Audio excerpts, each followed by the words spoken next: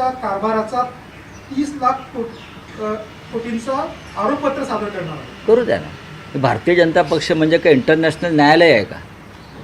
हां, त्यांच्यावरती आरोपपत्र दाखल केलं तर आरोपी क्रमांक 1 मुंबई लुटणारे, आरोपी क्रमांक 1 अमित शहा, आरोपी क्रमांक 2 गौतम अडाणी, आरोपी क्रमांक 3 एकनाथ शिंदे ह्यांच्यावरती आरोपपत्र दाखल करावी लागतील आम्हाला. मोदींपासून ही मुंबई लुटण्याचं काम कोणी केलं? भ्रष्टाचारांना थारा कोणी दिला? मुंबईतल्या नरेंद्र मोदी अमित शहानी दिला. आम्हाला काय तुम्ही सांगताय? काल महायुतीची सभा झाली, त्या सभेमध्ये एकनाथ शिंदे, देवेंद्र फडणवीस यांनी अनेक गोष्टींवर टीका केली. करू द्या हो. असं म्हणणं आहे की श्रेय हे ठाकरेंची शिवसेना घेते. एक पालकांची टोळी जी श्रेय घेण्यासाठी कॅम्पेन करत आहे, पर पब्लिक सब जानती है. ते हेही म्हणतात की मराठी महापौर होईल. तुम्ही जे आव्हान दिलं होतं म्हणतात की हिंदू महायुती आणि नाही, मग मराठी बोला ना. थेट हिंदू कशाला आणताय मध्ये? मग थेट मराठी का बोलत नाही? मराठी बोलताना यांची जीभ का अशी लुळी पडते आहे? आम्ही बोलतोय मराठी महापौर होईल, मग मध्येच हिंदू कशाला आणताय? हां, मराठी बोला ना. ही मुंबई, हा महाराष्ट्र हा मराठी माणसाचा आहे. आणि हिंदुत्व शिकवू नका. शिवाजी महाराज आणि बाळासाहेब ठाकरे हिंदू हृदय सम्राट हे या महाराष्ट्रात जन्माला आले. इथे औरंगजेब जन्माला नाही आला, तो गुजरातमध्ये जन्माला आला. तर आम्हाला फडणवीस वगैरे लोकांनी हिंदुत्व शिकवू नये. आणि त्यांच्याबरोबर कोण ते झंपी उभे असतात, एकनाथ शिंदे वगैरे, बरं का, ते आम्हाला हिंदुत्व शिकवणार? काय संबंध आहे त्यांचा हिंदुत्वाशी? हे बुटचाटे दिल्लीचे सगळे. महापालिका 66 उमेदवार बिनविरोध निवडून आलेले आहेत. निवडणूक आयोगानं म्हटलं की अजूनपर्यंत त्यावर निर्णय दिलेला नाही.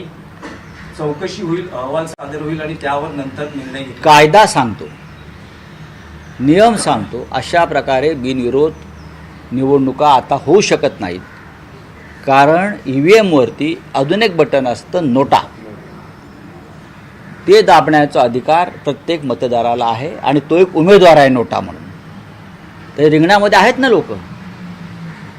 रिंगणामध्ये नोटा नावाचा उमेदवार आहे, जो कायद्यानं त्याला तिथे उमेदवारी मिळालेली आहे.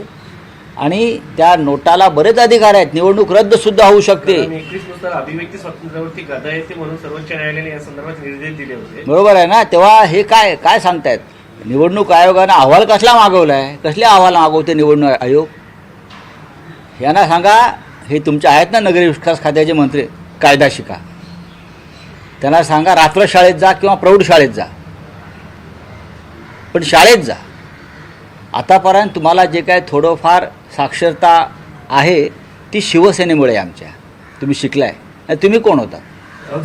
कल्याण किंवा डोंबिवलीमध्ये ठाकरे बंधूंच्या उमेदवारांनी जी नाट्यमयरित्या अचानक नाट्यमयरित्या नाही. माघार घेतली, त्याची पक्षांतर्गत काही चौकशी झाली आहे का? हे नेमकं कशातून घडलंय? कशात 40 आमदार कसे फुटले त्याच पद्धतीने माघार घेतली.